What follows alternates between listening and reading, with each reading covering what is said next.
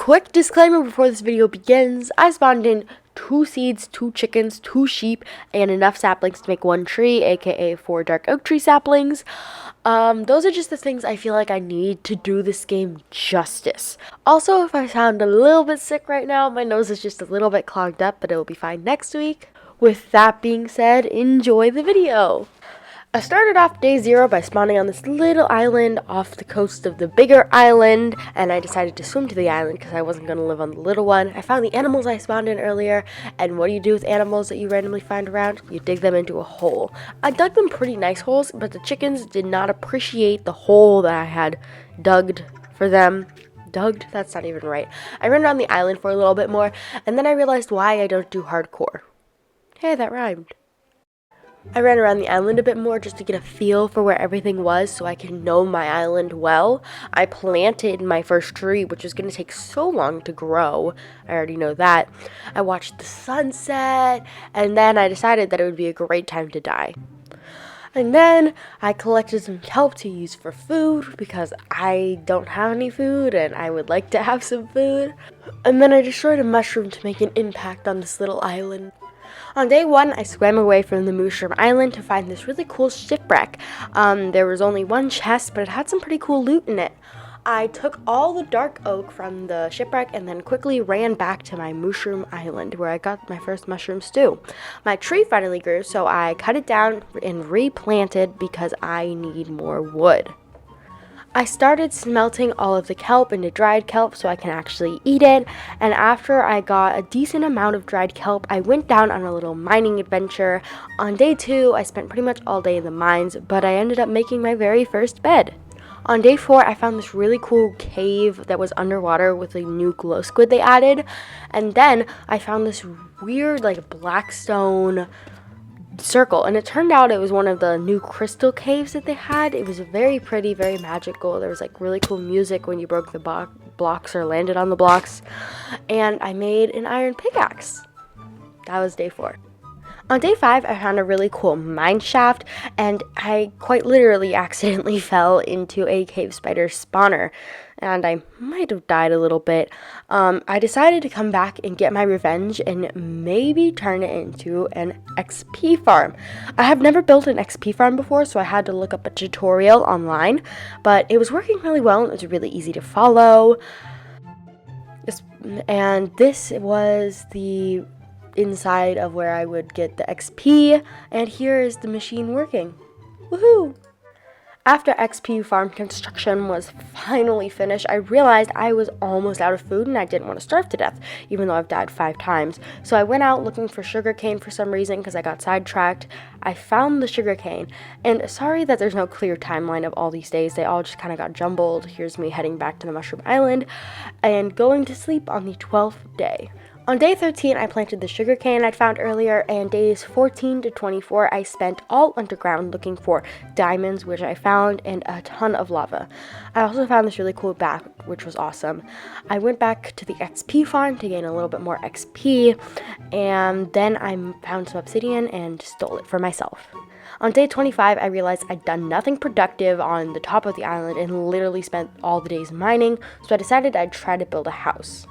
I'm a very distracted Minecraft player, so after the first thing of the house didn't really work out, I cut down a tree and I decided to build a dock because I realized I'm leaving the island more than I thought to get other materials, and it would just be more helpful to have the dock around, and also it would look really cool.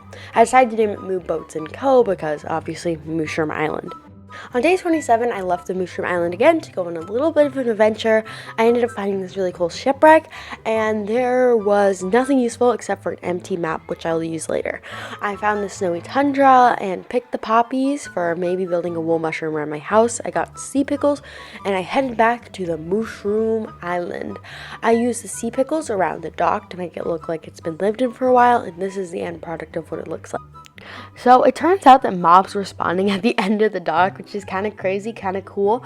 I finished up building my house. I didn't get a good shot of it in survival though, so I'll put in the shot right here, a picture of it. And this is what the inside it looks like. Pretty cool. I decided to put a new boat on the dock so that I could catch more mobs. I ended up getting a jackpot and I caught 2 zombies in one boat. Then I decided to organize my house by adding some chests and stuff. And then I got distracted and decided to build another portal, but I didn't have enough obsidian for that, and I didn't want to go to the mines just yet, so I decided to build a chicken coop instead. I built the initial coop and then decided to add a fencing around it so that they can go outside if they wanted, and then I led the chickens over the ravine and into the chicken coop.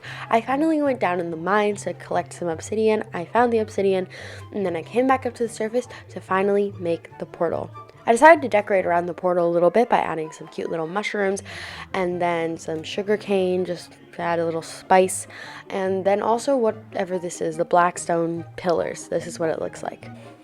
Then I finally remembered, oh wait, I didn't finish organizing my house, so I got back to doing that, and then I decided to build a pasture for my sheep. It was looking really good. I decided to name it the Woolless Hills Sheep because sheep don't grow back their wool when they don't have grass around them, and we don't have any grass on a Mooshroom Island. Then I decided to go into the Nether, and the second I stepped foot in there, I realized that I was probably gonna die, and I should have like a home base set up so nothing bad can get to me. This is what it looks like. I'm really dumb. So I was coming back from a Google page and I had my finger on the wrong key and I chucked my pickaxe into lava. Not my brightest moment. Why are we still here?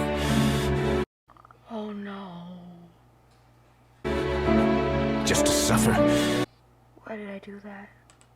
After that, I decided never to go to the Nether again and return to the overworld to continue being insane.